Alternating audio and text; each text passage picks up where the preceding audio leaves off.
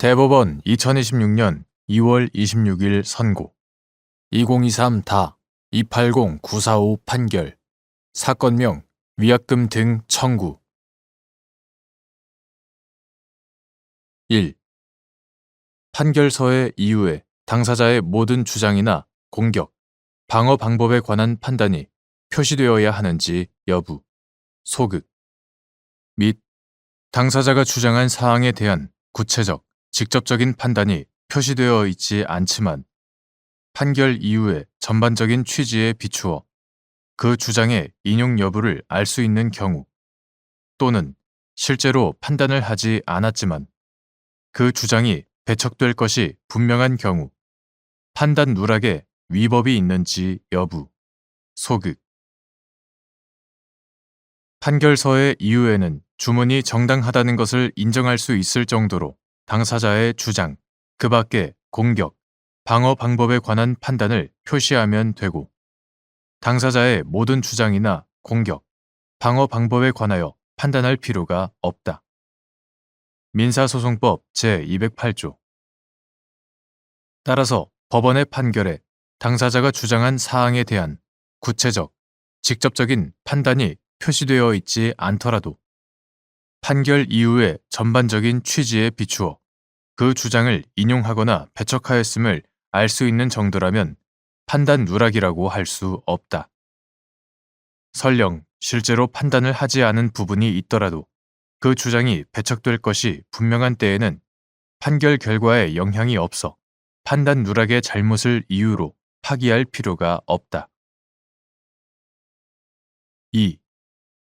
약관의 규제에 관한 법률 제3조 제3항에 따라 설명 의무의 대상이 되는 약관의 중요한 내용의 의미. 약관에 정하여진 사항이 거래상 일반적이고 공통된 것이어서 고객이 별도의 설명 없이도 충분히 예상할 수 있었던 사항이거나 이미 법령에 의하여 정하여진 것을 되풀이하거나 부연하는 정도에 불과한 경우 사업자에게 설명 의무가 있는지 여부, 소극 및 여기서 거래상 일반적이고 공통된 것과 고객이 별도의 설명 없이도 충분히 예상할 수 있는 사항에 해당하는지 판단하는 기준. 약관의 규제에 관한 법률 제3조 제3항 전문은 사업자는 약관에 정하여져 있는 중요한 내용을 고객이 이해할 수 있도록 설명하여야 한다 라고 정하여 사업자에게 약관의 중요한 내용에 대하여 구체적이고 상세한 설명 의무를 부과하고 있고 같은 조 제4항은 이러한 약관의 설명 의무를 위반하여 계약을 체결한 때에는 약관의 내용을 계약의 내용으로 주장할 수 없도록 하고 있다. 설명 의무의 대상이 되는 중요한 내용은 사회 통념에 비추어 고객이 계약 체결의 여부나 대가를 결정하는데 직접적인 영향을 미칠 수 있는 사항을 말한다. 사업자에게 약관의 명시, 설명 의무를 요구하는 것은 어디까지나 고객이 알지 못하는 가운데 약관의 중요한 사항이 계약 내용으로 되어 고객이 예측하지 못한 불이익을 받게 되는 것을 피하고자 하는데 근거가 있다. 따라서 약관에 정하여진 사항이라고 하더라도 거래상 일반적이고 공통된 것이어서 고객이 별도의 설명 없이도 충분히 예상할 수 있었던 사항이거나 이미 법령에 의하여 정하여진 것을 되풀이하거나 부연하는 정도에 불과한 사항이라면 그러한 사항에 대하여서까지 사업자에게 설명 의무가 있다고 할 수는 없다. 사업자의 설명 의무를 면제하는 사유로서 거래상 일반적이고 공통된 것이라는 요건은 해당 약관 조항이 거래계에서 일반적으로 통용되고 있는지의 측면에서 고객이 별도의 설명 없이도 충분히 예상할 수 있는 사항인지는 소송 당사자인 특정 고객에 따라 개별적으로 예측 가능성이 있었는지의 측면에서 각각 판단되어야 한다. 3. 관리형 토지 신탁의 수탁자가 신탁 재산의 범위 내에서만 수분양자에 대하여 계약상 책임을 부담한다는 이른바 책임 한정 특약이 약관의 규제에 관한 법률 제3조 제3항이 정하는 약관 조항으로서 설명 의무의 대상이 되는 중요한 내용에 해당하는지 여부, 원칙적 적극. 관리형 토지 신탁의 수탁자가 신탁 재산의 범위 내에서만 수분양자에 대하여 계약상 책임을 부담한다는 이른바 책임 한정 특약은 특별한 사정이 없는 한 약관의 규제에 관한 법률 제3조 제3항이 정하는 약관 조항으로서 설명 의무의 대상이 되는 중요한 내용에 해당한다고 봄이 타당하다. 그 이유는 다음과 같다. 첫째, 관리형 토지 신탁의 수탁자는 신탁 사무의 처리상 발생한 채권을 가지고 있는 수분양자에 대하여 신탁 재산은 물론 수탁자의 고유 재산으로도 책임을 지는 것이 원칙이다. 책임 한정 특약은 이러한 수탁자의 수분양자에 대한 채무의 이행 책임을 신탁 재산의 한도 내로 제한하는 것으로서 수분양자가 공급 계약의 체결 여부 등을 결정하는 데 직접적인 영향을 미칠 수 있는 사항에 해당한다. 둘째, 책임 한정 특약이 신탁업계에서 통용되고 있다고 하더라도 일반적으로 거래 경험이 평생에 몇 번 되지 않고 관리형 토지 신탁 등에 관한 전문 지식을 갖고 있지도 않은 수분양자의 입장에서 별도의 설명 없이도 책임 한정 특약의 존재 및 내용을 충분히 예상할 수 있다고 보기는 어렵다.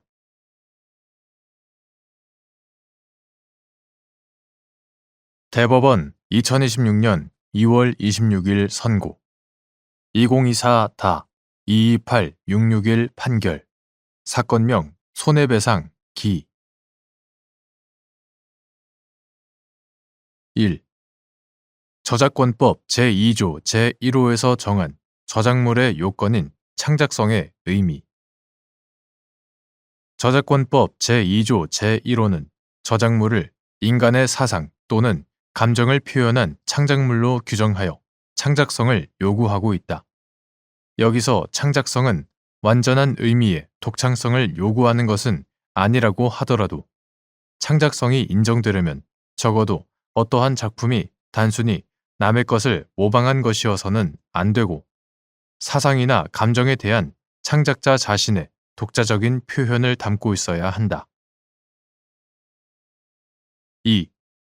기능적 저작물이 창작성이 인정되어 저작물로서 보호를 받을 수 있는 경우 예술성의 표현보다는 기능이나 실용적인 사상의 표현을 주된 목적으로 하는 이른바 기능적 저작물은 해당 분야의 일반적인 표현 방법, 용도나 기능 자체, 저작물 이용자의 이용의 편의성 등에 따라 표현이 제한되는 경우가 많다. 따라서 기능적 저작물이 그와 같은 일반적인 표현 방법 등에 따라 기능 또는 실용적인 사상을 나타내고 있을 뿐이라면 창작성을 인정하기 어렵지만 어떤 사상이나 감정에 대한 창작자 자신의 독자적인 표현을 담고 있어 창작자의 창조적 개성이 나타나 있는 경우라면 창작성을 인정할 수 있으므로 저작물로서 보호를 받을 수 있다. 3. 국내외 여러 골프장들의 모습을 그대로 재현한 스크린 골프 시뮬레이션 시스템을 개발하여 사용하는 갑 주식회사가 골프장 소유주와 이용 협약을 체결한 후 위 시스템에 각 골프장의 골프 코스를 재현한 영상을 포함하였는데 위 골프장의 골프 코스를 설계한 을 외국 회사가 갑 회사를 상대로 골프 코스 설계 도면에 관한 저작 재산권 침해로 인한 손해배상 등을 구한 사안에서 을 회사의 골프 코스 설계 도면은 창작자의 독자적인 표현을 담고 있어 기존의 골프 코스 설계 도면과는 구별되는 창조적 개성을 가진다고 볼 여지가 있는데도 이와 달리 본 원심 판단에 법리 오해 등의 잘못이 있다고 한 사례. 4. 업무상 저작물의 저작권, 최초 귀속 등에 관한 법률 관계에 외국적 요소가 있는 경우 그 작성의 기초가 된 고용관계 등 업무상 관계에 대하여는 법정지의 국제사법에 따라 결정된 준거법이 적용되는지 여부, 원칙적 적극 업무상 저작물의 저작권, 최초 귀속 등에 관한 법률 관계에 외국적 요소가 있는 경우, 특별한 사정이 없는 한, 그 작성에 기초가 된 고용관계 등 업무상 관계에 대하여는 법정지의 국제사법에 따라 결정된 준거법이 적용된다.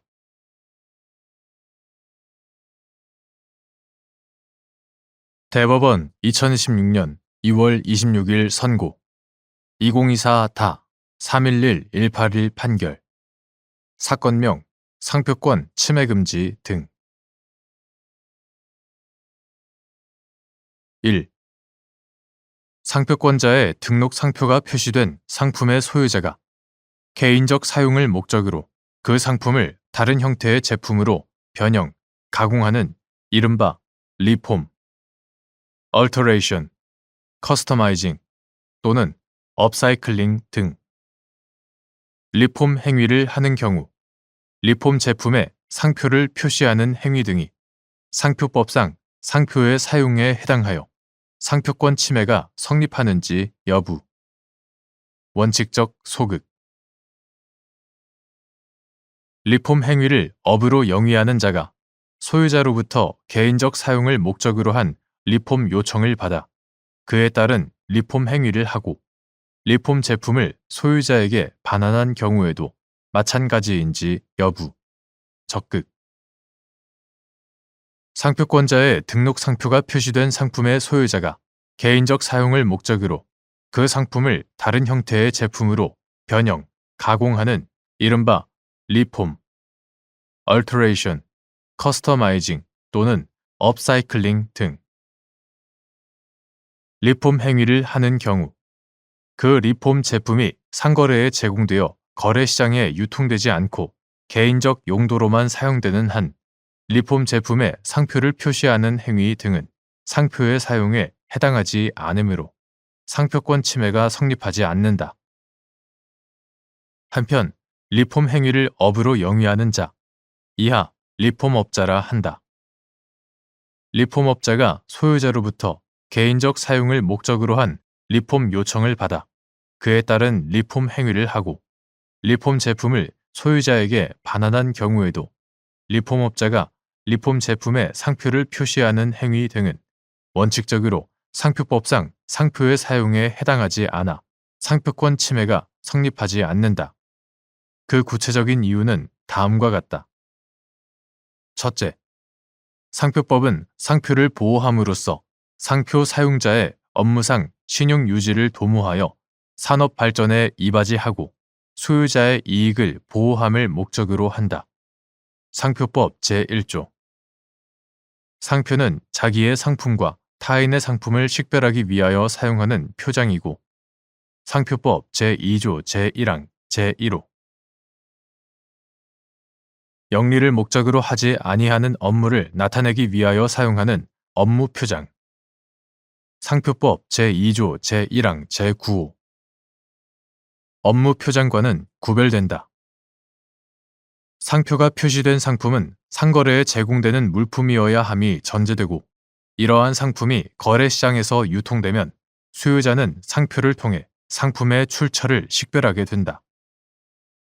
이처럼 상표법상 상표의 사용은 상표가 표시된 상품이 상거래에 제공되어 거래시장에서 유통되는 상황과 밀접하게 결부되어 있다.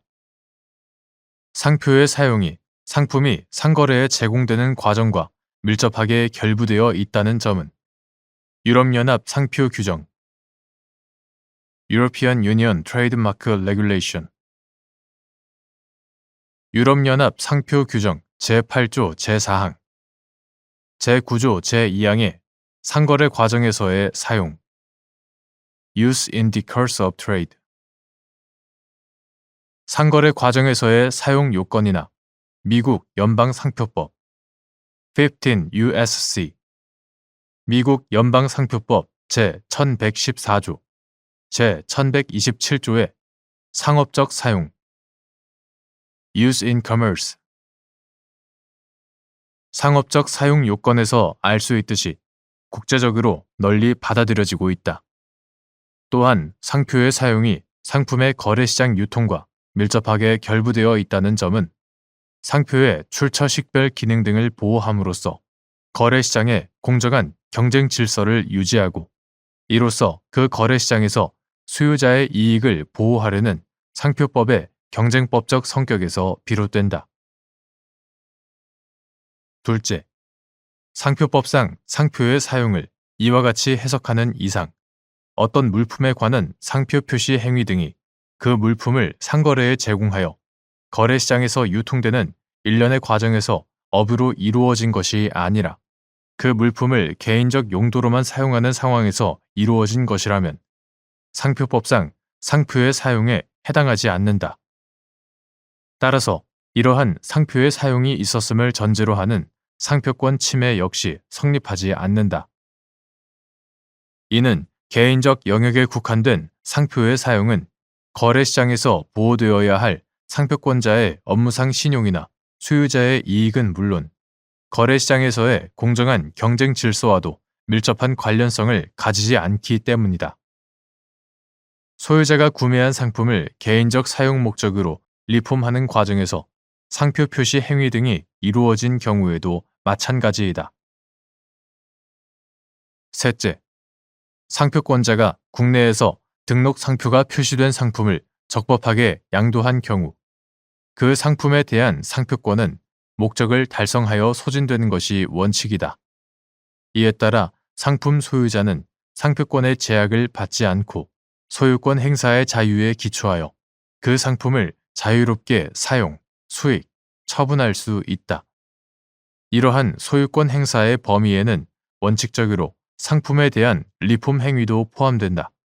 다만 리폼의 정도가 리폼 전 제품과의 동일성을 해할 정도에 이르러 실질적으로 새로운 제품을 생산한 것으로 평가될 수 있다면 상표권 소진 원칙은 적용되지 않으므로 리폼 행위로 인한 상표권 침해가 여전히 문제될 수 있다. 하지만 이 경우에도 리폼 제품이 상거래에 제공되어 거래 시장에서 유통되지 않고 개인적 용도로만 사용되는 한 리폼 과정에서 이루어진 상표 표시 행위 등은 상표법상 상표의 사용에 해당하지 않는다.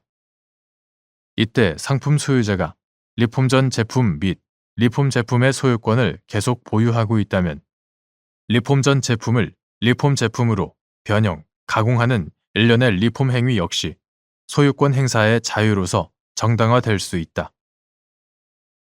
넷째, 상표법의 관점에서 등록 상표가 표시된 상품에 대한 리폼 행위의 허용 여부와 그 범위를 정할 때에는 리폼 행위의 특성도 고려해야 한다.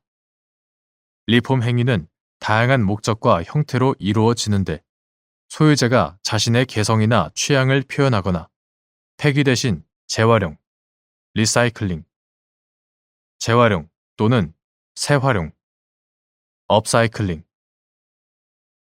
재활용을 통해 제품 수명을 연장하려는 목적으로 행해지는 경우가 많다. 이러한 리폼 행위는 소유권 행사의 자유, 표현의 자유, 소비자 후생 증대, 자원 순환 이용을 통한 환경적 지속 가능성, Environmental Sustainability, 환경적 지속 가능성 확보 등의 가치와 관련되어 있다. 따라서 리폼 행위와 관련된 상표권 보호 범위는 상표권자의 이익 외에도 위와 같은 다양한 가치들을 함께 고려하여 합리적으로 획정되어야 한다. 이러한 관점에서 개인적 사용 목적의 리폼 행위를 허용하는 것은 리폼 행위를 둘러싼 여러 가치와 이익을 조화롭게 고려한 균형 있는 해법이 될 수 있다. 다섯째, 개인적 사용을 목적으로 한 소유자의 리폼 행위를 허용하는 이상 이를 소유자가 스스로 리폼 행위를 하는 경우로만 한정할 이유가 없다. 리폼 작업에는 상당한 시간과 노동, 전문성과 기술력이 요구되어 소유자가 스스로 리폼 행위를 하기 어려운 경우도 많다. 이러한 현실을 외면한 채 소유자가 스스로 하는 리폼 행위만 허용하고 제3자를 통한 리폼 행위는 금지한다면 소유자에게 허용된 리폼 행위의 자유는 실질적으로 보장되지 못한 채 형식적인 선언에 그칠 우려가 있다. 리폼 과정에서 제3자의 조력을 받거나 제3자로 하여금 리폼 행위를 대행하게 하는 것도 본질적으로는 소유권에 기초한 정당한 권리 행사의 모습이고, 이를 소유자가 스스로 리폼 행위를 하는 것과 달리 취급할 만한 뚜렷한 법적 근거를 찾기 어렵다. 여섯째, 개인적 사용을 목적으로 한 소유자의 리폼 행위에 관한 법리는 리폼업자의 상표권 침해 여부를 판단하는 데에도 반영될 필요가 있다. 소유자의 개인적 사용을 위한 요청에 따른 리폼업자의 리폼 행위가 비록 업으로 이루어진다 하더라도 이는 소유자가 리폼의 목적을 달성하기 위해 자신의 소유권을 행사하는 과정에서 소유자의 요청에 따라 이루어지는 것이고, 그 결과물 역시 소유자의 개인적 사용 영역으로 귀속된다. 일반적으로 이러한 리폼 과정에서는 리폼 전 제품과 리폼 제품의 소유권이 시종일관 리폼 전 제품의 소유자에게 있고, 리폼업자가 수령하는 대가 역시 리폼 제품의 판매 대가가 아닌 리폼 서비스 제공에 대한 대가에 가깝다.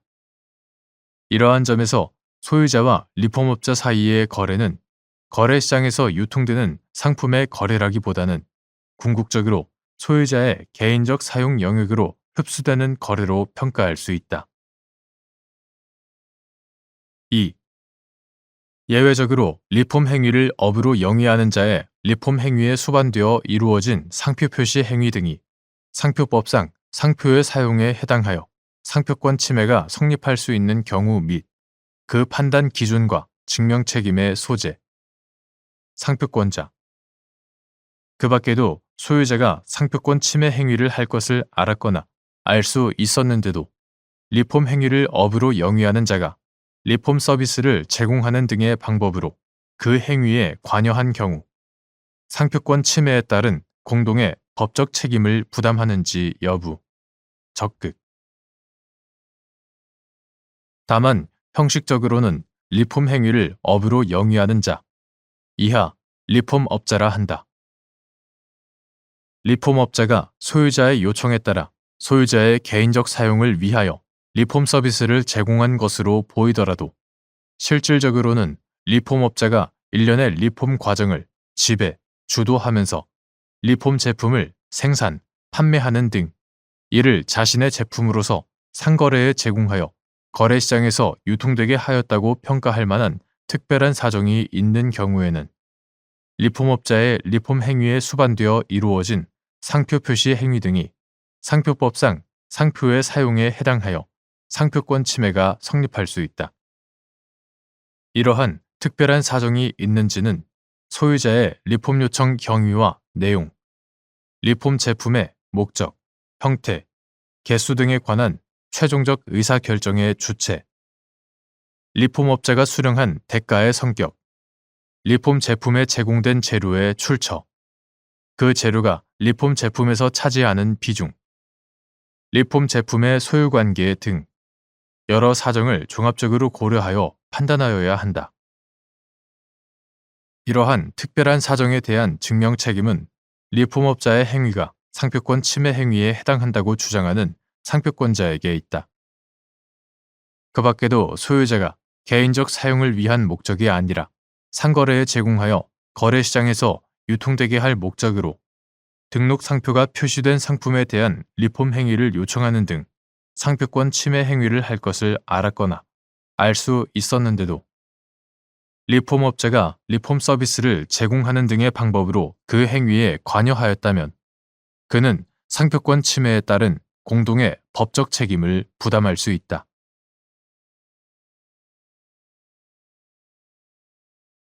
대법원 2026년 2월 26일 선고 2025-210305 판결 사건명 배당 2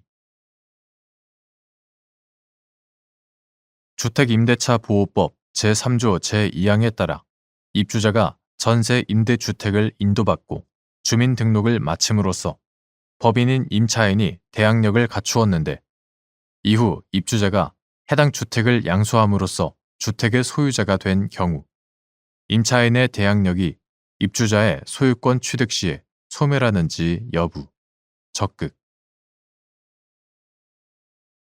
주택임대차 보호법 제3조 제2항은 주택도시기금을 재원으로 하여 저소득층, 무주택자에게 주거생활 안정을 목적으로 전세 임대주택을 지원하는 법인이 주택을 임차한 후 지방자치단체의 장 또는 그 법인이 선정한 입주자가 그 주택을 인도받고 주민등록을 마쳤을 때에는 주택임대차보호법 제3조 제1항에 따른 대항력 및 같은 법 제3조의 2, 제2항에 따른 우선 변제권을 인정하고 있다.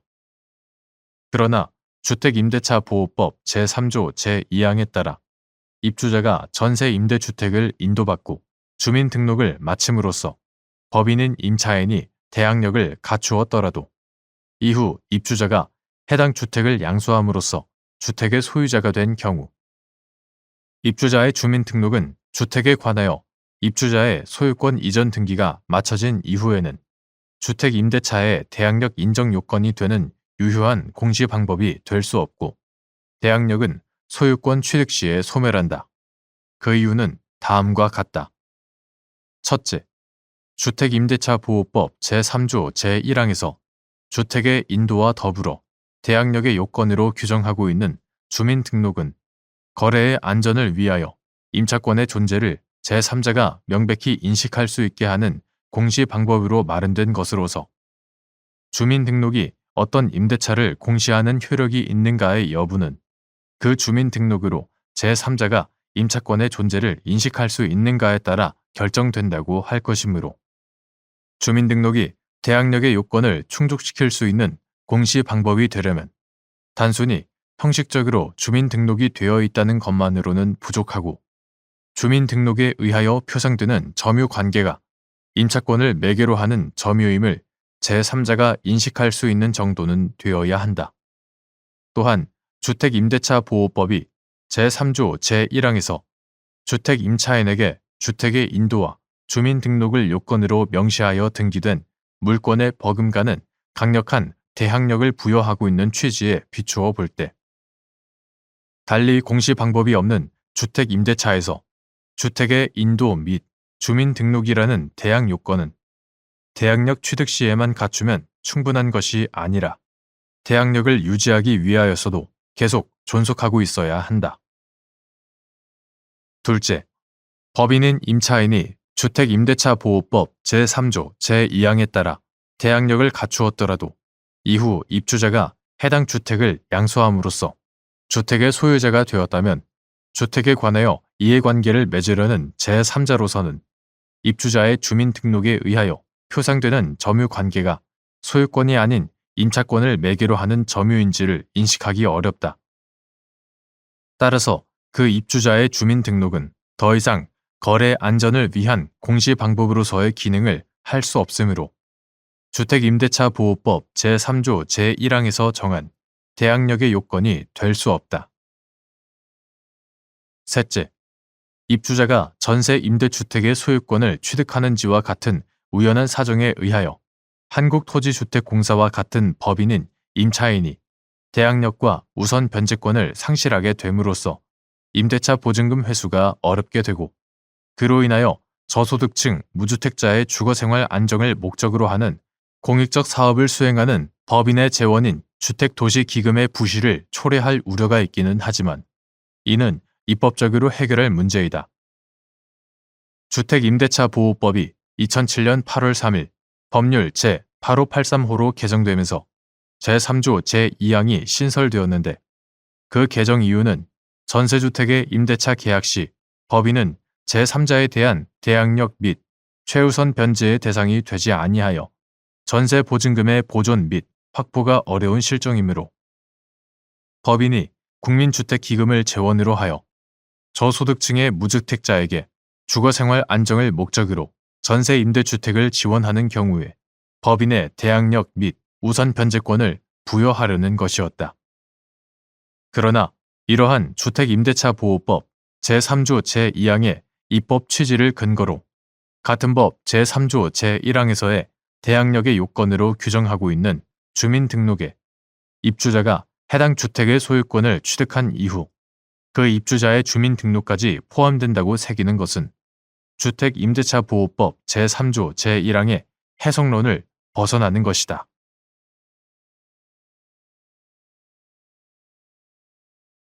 대법원 2026년 2월 26일 선고 2025다 213795 판결 사건명 소유권 이전 등기 1. 민사소송법 제451조 제1항 제3호에서 정한 법정 대리권 등의 흠결을 상대방이 재심 사유로 삼기 위한 요건. 대표권의 흠결로 소각하의 결론에 이를 가능성이 있다는 사정만으로 위와 같은 재심 사유를 인정할 수 있는지 여부. 소극. 민사소송법 제451조 제1항 제3호에서 법정 대리권 등의 흠결을 재심 사유로 규정한 취지는 원래 그러한 대표권의 흠결이 있는 당사자 측을 보호하려는 데 있으므로 그 상대방이 이를 재심 사유로 삼기 위하여는 그러한 사유를 주장함으로써 이익을 받을 수 있는 경우에 하나고, 여기서 이익을 받을 수 있는 경우란 위와 같은 대표권 흠결 이외의 사유로도 종전의 판결이 종국적으로 상대방의 이익으로 변경될 수 있는 경우를 가리킨다. 대표권의 흠결로 소각하의 결론에 이를 가능성이 있다는 것은 대표권 흠결의 직접적 법률 효과에 불과할 뿐 종전의 판결이 종국적으로 상대방의 이익으로 변경될 수 있는 경우에 해당하지 않으므로 그러한 사유만으로는 민사소송법 제451조 제1항 제3호의 재심 사유를 인정할 수 없다.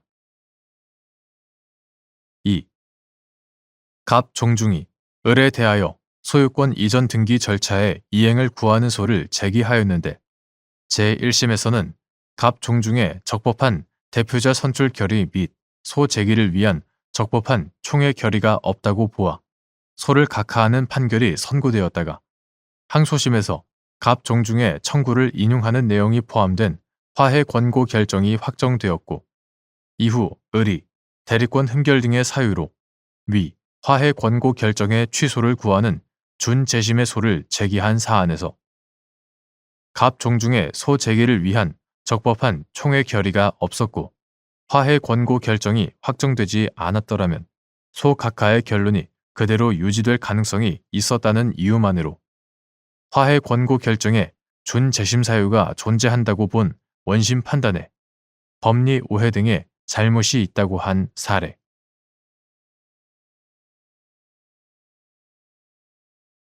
대법원 2026년 2월 26일 선고 2025다 213906 판결 사건명 해고 무효 확인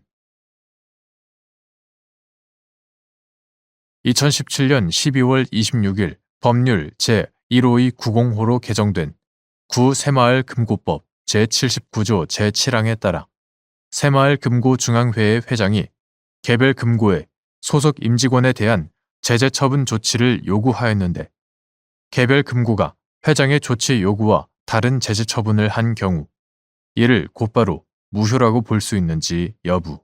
소극. 구새마을금고법 2017년 12월 26일 법률 제15290호로 개정되기 전의 것. 구새마을금고법 제79조 제3항은 새마을금고중앙회의 회장, 이하 회장이라 한다. 회장은 개별 금고가 제출한 보고서 또는 그 소속 직원의 검사 결과 금고의 업무가 새마을금고법과 이에 따른 명령이나 정관에 위배된다고 인정되면 그 금고 및 임직원에 대하여 제74조의 2 제1항에 따른 관련 임직원에 대한 조치 또는 조치 요구 등을 할 수 있다고 정하고 제74조의 2 제1항은 임원에 대한 조치로 개선, 직무 정지, 견책 또는 경고를 직원에 대한 조치로 징계 면직, 정직, 감봉, 견책, 경고 또는 주의를 각각 규정하였다. 따라서 회장은 일정한 경우 개별 금고의 임직원에 대하여 직접 제재 처분을 할 수 있었다. 그런데 위 규정에 기한 회장의 조치 또는 조치 요구에 따르지 않는 개별 금고의 조치가 사법상 효력이 있는지에 관하여 다툼이 있었고 2017년 12월 26일 법률 제15290호로 개정된 구새마을금고법 2023년 4월 11일 법률 제193295호로 개정되기 전의 것 이하 2017년 개정 법률이라 한다. 2017년 개정 법률은 제79조 제7항에서 회장이 감독, 검사 결과에 따라 개별 금고에 대하여 조치 또는 조치 요구를 하는 경우에는 제74조의 2 및 제74조의 3 제1항을 준용한다고 정하였을 뿐 회장이 개별 금고의 임직원에 대하여 직접 제재 처분을 할 수 있는 근거 규정을 두지 않았다. 이로써 개별 금고의 임직원이 새마을금고법 또는 이에 따른 명령이나 정관으로 정한 절차나 의무를 이행하지 아니한 경우 회장은 개별 금고로 하여금 관련 임직원에 대한 개선, 직무 정지, 견책 또는 경고 등의 조치를 하도록 요구할 수 있을 뿐 개별 금고의 임직원에 대하여 직접 제재 처분을 할 수 없게 되었다. 한편 새마을금고법이 2023년 4월 11일 법률 제193295호로 개정되면서 도입되어 2023년 10월 25일 이후 발생한 위반 행위에 적용되는 조치 요구와 관련된 절차를 규정하고 있는 새마을금고법 시행규칙 제11조의 3에 의하더라도 개별 금고는 최초 조치 요구에 위반되는 조치를 하였을 때 지체 없이 행정안전부 장관 등에게 보고하고 재차 동일한 조치 요구를 받는 경우 해당 제재 처분 조치를 하여야 할 절차적 의무만을 부담하고 있을 뿐이다.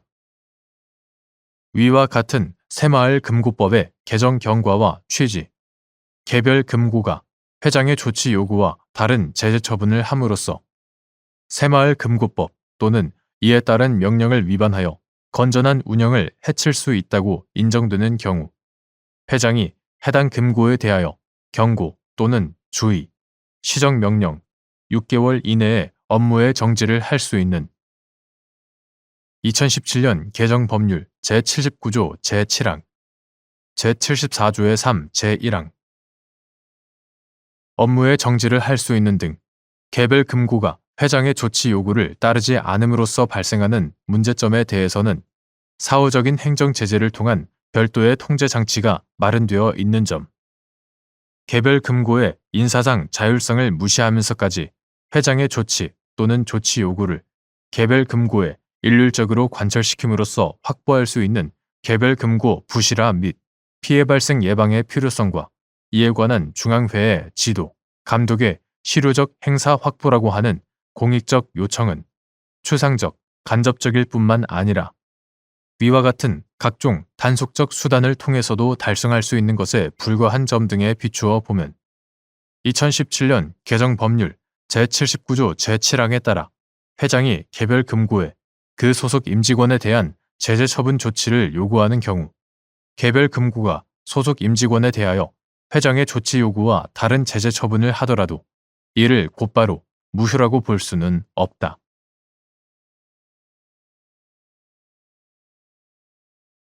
대법원 2026년 2월 26일 선고 2025다 A15212 판결 사건명 공사대금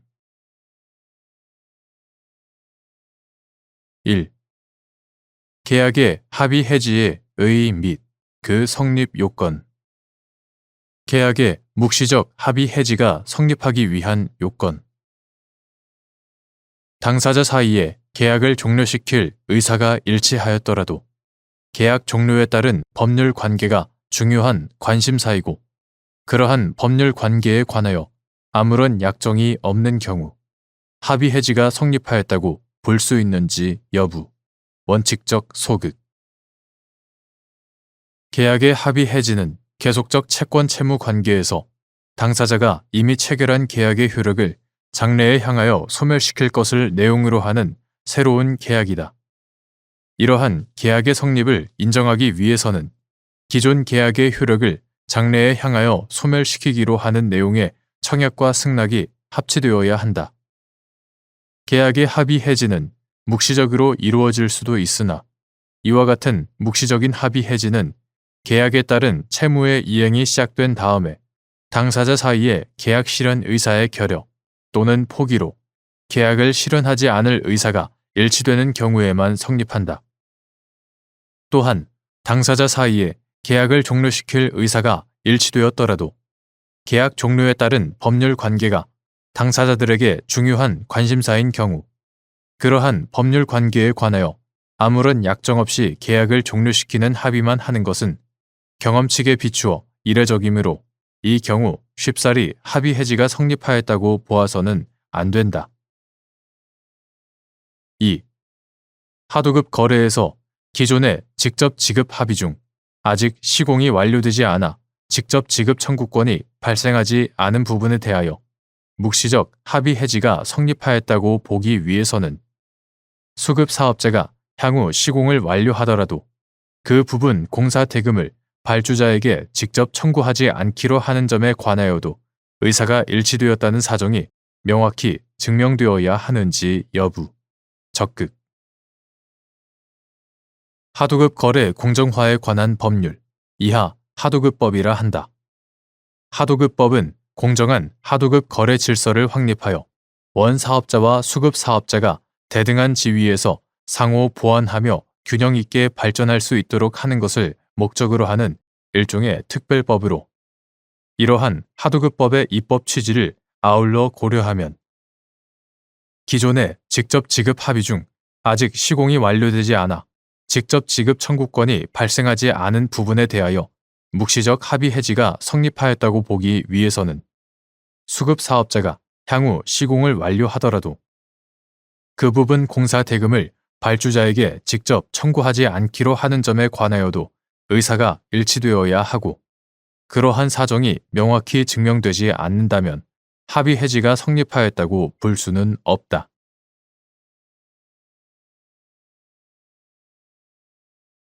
대법원 2026년 2월 26일 선고 2025다 215-255 판결 사건명 대여금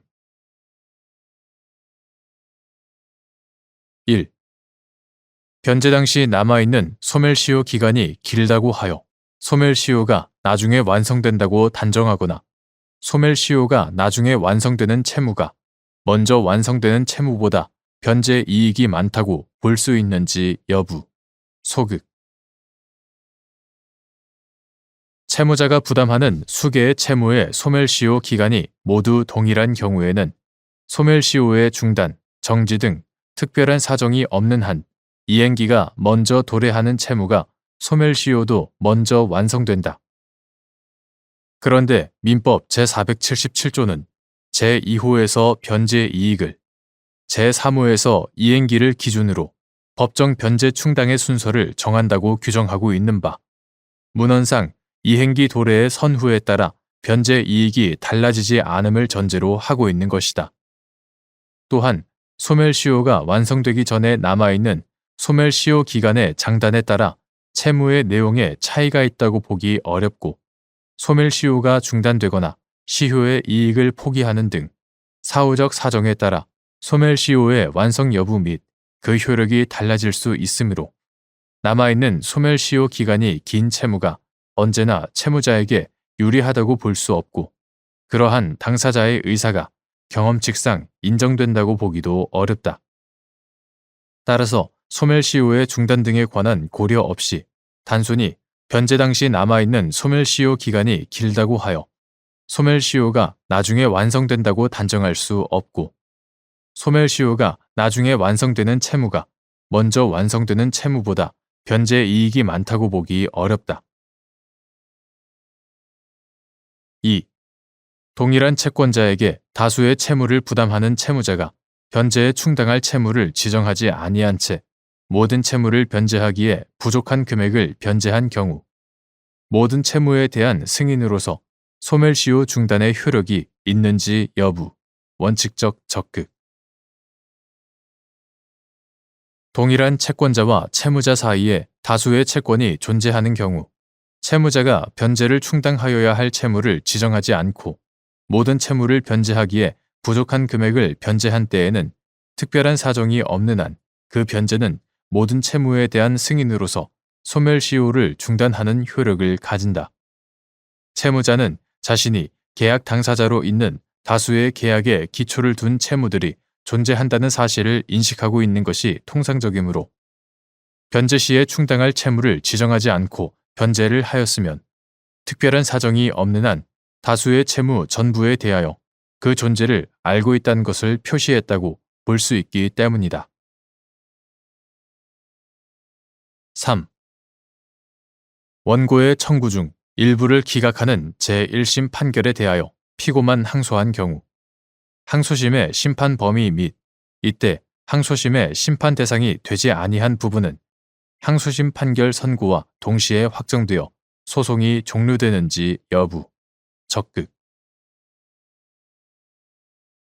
원고의 청구 중 일부를 기각하는 제1심 판결에 대하여 피고만 항소를 하였더라도 제1심 판결의 심판 대상이었던 청구 전부가 불가분적으로 항소심에 이심되나 항소심의 심판 범위는 이심된 부분 가운데 피고가 불복 신청한 한도로 제한되고 나머지 부분은 원고가 불복한 바가 없어 항소심의 심판 대상이 되지 아니하므로 그 부분에 대해서는 항소심 판결의 선고와 동시에 확정되어 소송이 종료된다.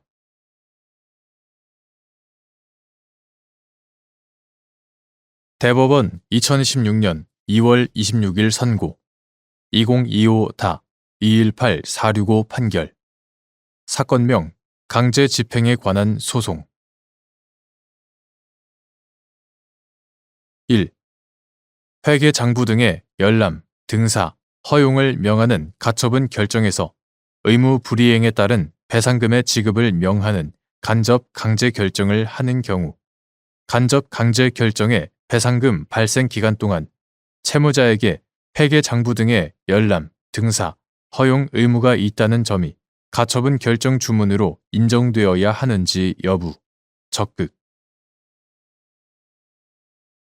회계장부 등의 열람, 등사, 허용을 명하는 가처분 결정에서 허용 의무자인 채무자에게 의무 불이행에 따른 배상금의 지급을 명하는 간접 강제 결정을 하려면 그 전제로서 간접 강제 결정의 배상금 발생 기간 동안 채무자에게 회계장부 등의 열람, 등사, 허용 의무가 있다는 점이 가처분 결정 주문으로 인정되어야 한다. 채무자에게 일정한 기간 동안에 열람, 등사, 허용을 명하는 가처분 결정을 하면서 의무 이행 기간 동안에 의무 불이행에 따른 배상금 지급을 명하는 것이 아니라 의무 이행 기간 만료일 다음 날부터 의무 이행 시까지의 의무 불이행에 따른 배상금 지급을 명하는 간접 강제 결정을 하게 되면 가처분 결정에서 정한 채무자의 열람, 등사, 허용 의무 이행 기간에 관한 내용과 간접 강제 결정에서 정한 배상금 지급 명령의 내용 사이에 모순이 발생할 수 있다. 2. 의무 이행 기간을 정하여 부대체적 자기 의무의 이행을 명하는 가처분 결정을 한 경우 가처분 결정에서 정한 의무 이행 기간이 경과하면 가처분의 효력이 소멸하는지 여부, 적극. 부대체적 자기 의무에 관하여 의무 이행 기간을 정하여 그 기간 동안에 의무 이행을 명하는 가처분 결정을 한 경우 가처분 결정에서 정한 의무 이행 기간이 경과하면 가처분의 효력이 소멸한다. 3. 갑 주식회사의 주주인 을 등이 갑 회사를 상대로 회계장부 등 열람, 등사, 가처분과 간접 강제를 신청하여 갑 회사는 을 등이 결정을 송달받은 날의 3일 후부터 토요일 및 공휴일을 제외한 60일 동안 회계장부 등을 열람 또는 등사하도록 허용하여야 한다. 갑 회사가 위 의무를 이행하지 아니하는 경우 갑 회사는 을 등에게 위 기간 만료일 다음 날부터 의무 이행 시까지 간접 강제금을 지급하라는 내용의 가처분 및 간접 강제 결정이 내려졌는데 을 등이 갑 회사가 가처분 결정에 따른 회계장부 등의 열람, 등사를 거부하였다고 주장하며 간접 강제 결정에 따라 위 60일 기간의 만료일 다음 날부터의 간접 강제금에 관한 집행문 부여를 구한 사안에서 가처분 결정에서 정한 열람, 등사 허용 의무 이행 기간이 경과하여 가처분의 효력이 소멸한 이후에는 갑 회사에 더 이상 열람, 등사 허용 의무가 없으므로 갑 회사의 의무 불이행을 전제로 하는 배상금은 발생할 여지가 없다고 한 사례.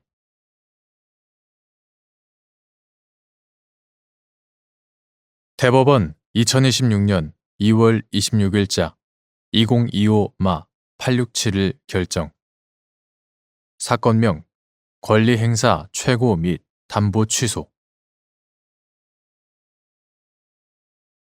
채무자가 채권자를 상대로 부당한 가압류에 따른 손해배상을 청구한 경우 이에 관한 소송 비용이 가압류로 인하여 제공된 공탁금이 담보하는 손해의 범위에 포함되는지 여부, 적극 및 담보 권리자가 부당한 가압류에 따른 손해배상을 구하는 소를 제기하였다고 주장하면서 소송 비용의 상대방 부담을 명할 것을 구하는 취지의 소장 사본이나 소송 비용의 상대방 부담을 명하는 취지의 판결문을 제출한 경우 담보 취소 결정 신청 사건을 심판하는 법원이 취하여야 할 조치.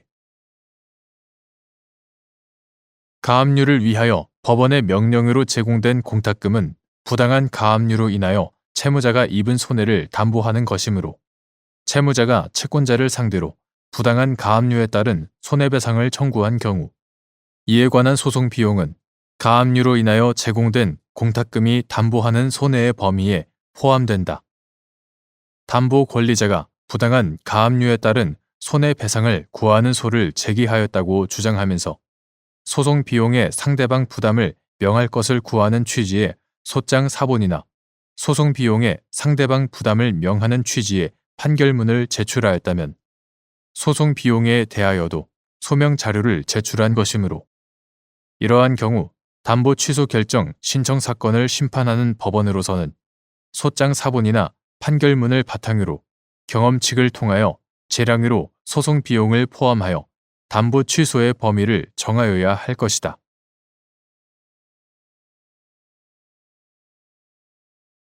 대법원 2026년 2월 26일자 2025마 9010 결정. 사건명 약정금. 1. 적법한 항소 이유 기재의 정도. 항소인은 민사소송규칙 제126조의 2, 제1항 각호 가운데 어느 사유를 항소 이유로 삼는지 항소 이유서에 적어 제출하여야 하고 민사소송규칙 제126조의 2, 제1항 소액사건심판법 제11조의 2, 제3항 본문에 따라 제1심 판결에 이유를 적지 않은 때를 제외하고는 항소 이유를 적을 때 제1심 판결 중 다투는 부분을 구체적으로 특정하여야 한다. 민사소송규칙 제126조의 2, 제2항 재판장 등은 피항소인에게 상당한 기간을 정하여 항소 이유서에 기재된 항소인의 주장에 대한 반박 내용을 적은 답변서를 제출하게 할 수 있고 민사소송규칙 제126조의 3. 항소법원은 항소 이유서에 기재된 쟁점을 중심으로 변론이 집중되도록 함으로써 변론이 가능하면 속행되지 않도록 하여야 하고 당사자는 이에 협력하여야 하므로 민사소송규칙 제127조의 3.